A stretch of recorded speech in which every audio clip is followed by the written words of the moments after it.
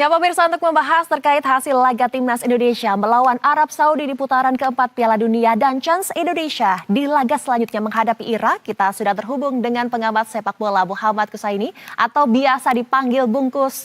Selamat sore Bungkus, bagaimana tanggapan Anda terkait hasil laga timnas Indonesia melawan Arab Saudi dini hari tadi? Iya, ini hasil yang tentunya di luar harapan kita semua ya. Karena sebetulnya kita memiliki tim yang cukup bagus, kualitas dan materi pemainnya. Sayang kelebihan dari sisi materi pemain itu tidak bisa dimaksimalkan oleh pelatih dan membuat kita harus menerima kenyataan tidak bisa meraih poin di pertandingan pertama yang sebetulnya sangat penting. Dengan hasil kekalahan di laga pertama ini mau tidak mau pertandingan kedua melawan Irak tidak ada pilihan kecuali menang. Bahkan menangnya pun akan lebih ideal kalau lebih dari 1 gol. Tentu ini bukan hal yang mudah. Ya, laga selanjutnya Indonesia akan menghadapi laga hidup mati melawan Irak, bisa dibilang begitu ya. Ya, bagaimana peluang Indonesia menang dan lolos ke Piala Dunia di Amerika Utara, Bungkus? Iya, itu tadi yang saya bilang bahwa menang pun tidak cukup kalau hanya 1 gol. Kalau bisa lebih dari 1 gol. Padahal dalam beberapa pertemuan terakhir, termasuk 2 kali pertemuan di kualifikasi putaran sebelumnya, kita 2 kali ketemu kalah ya. Irak memang mengalami sedikit penurunan performa di akhir tahun lalu, di mana sempat menjalani 5 laga tanpa kemenangan. Tapi 3 laga terakhir mereka ini sebetulnya performanya mulai meningkat. Bahkan dalam uji coba bulan September lalu mereka mengalahkan Hong Kong dan Thailand. Itu uji coba yang disiapkan oleh Irak untuk memahami gaya sepak bola tim-tim Asia Tenggara. Dan mereka mampu mengalahkan Thailand saat itu dengan skor tipis 1-0. Jadi memang Irak juga mewaspadai secara serius perkembangan kekuatan Indonesia. Makanya uji coba bulan September mereka khususkan untuk memahami gaya sepak bola Asia Tenggara. Jadi artinya mereka sangat serius menghadapi Indonesia. Ya, harapan besar pastinya datang dari seluruh warga di Indonesia.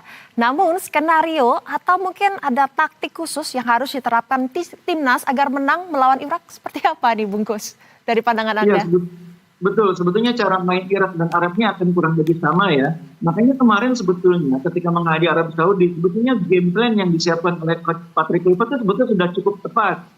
Bermain dengan formasi 4 back, di depannya ada double pivot 2 gelandang bertahan. Lalu memanfaatkan 2 wing cepat di kanan dan di kiri untuk mendukung striker. Persoalannya game plan itu eksekusinya tidak berjalan dengan baik. Terutama di lapangan tengah, di mana kita betul-betul kesulitan mengimbangi lapangan tengah Arab Saudi. Koordinasi antara 2 gelandang bertahan kita, antara Joy Pelopesti dengan Maklok tidak jalan dengan baik ya. Mereka selalu berjarak, berjauhan posisinya, mereka tidak saling menutup ketika menghadapi serangan lawan, dan transisinya seringkali juga terlambat. Nah itu yang membuat kita banyak mendapat tekanan langsung dari lapangan tengah. Irak itu sampai punya 17 kesempatan mencetak gol dari serangan yang sebagian besar melalui lapangan tengah. Ada 10 diantaranya menghasilkan tendangan on target. Kalau Martin Pas kemarin tidak bermain luar biasa, mungkin lebih banyak gol yang bersarang di gawang kita. Nah ini harus dibenahi betul di pertandingan lawan Irak. Irak juga punya pemain tengah yang bagus. Ada Zidane ya, pemain yang bermain di Utrecht. Ini pemain yang sangat kreatif di lapangan tengah yang mungkin akan menjadi motor serangan di lapangan tengah. Coach Patrick Kluivert saya pikir harus menemukan formasi 2 gelandang pivot yang kuat. Kemarin ketika dia mencoba memasukkan menarik mundur Kambuaya, menduetkan dengan Joy Pelopesti, itu lebih hidup sebetulnya lapangan tengah. Kemudian Tom Haye masuk untuk lebih menghidupkan permainan melalui umpan-umpannya, melalui kreativitasnya. Jadi mudah-mudahan Kluivert nanti menemukan kombinasi yang tepat ya. Entah Ricky Kambuaya bersama dengan Joy Pelopesti atau Joy Pelopesti dengan Nathan Chuaon.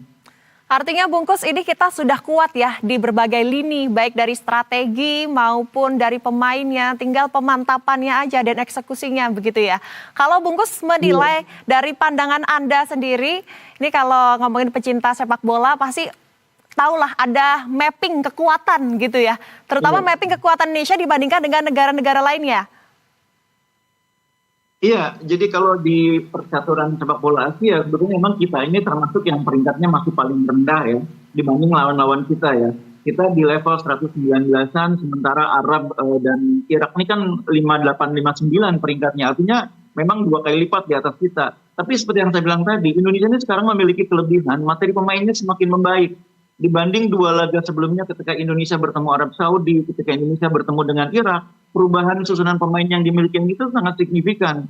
Kita sekarang memiliki tim yang lebih lengkap. di belakang, di tengah, di depan itu lebih lengkap. Jadi sekarang tinggal bagaimana kejelian pelatih menyusun strategi, game plan, bagaimana memilih pemain yang tepat, bagaimana menyusun pola permainan, formasi.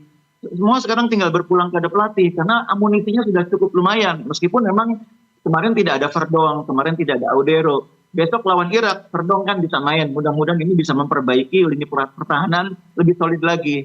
Tapi juga bukan sekedar soal susunan pemain. Pemain sendiri juga di lapangan harus meningkatkan awareness ya, harus meningkatkan kedisiplinan dan paling penting jangan lagi bikin kesalahan-kesalahan sendiri, terutama di lini pertahanan.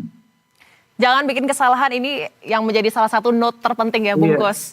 Ini kalau kita Betul. ngomongin Piala Dunia, mapping besarnya seperti apa sih kalau pengamatan Bungkus? Adakah negara-negara kuat yang bisa menjadi saingan terbesar dari Indonesia? Iya, untuk kualifikasi maksudnya ya. Kalau untuk kualifikasi ini kan kita memang tahu sejak awal bahwa kita ini tidak terlalu diunggulkan ya.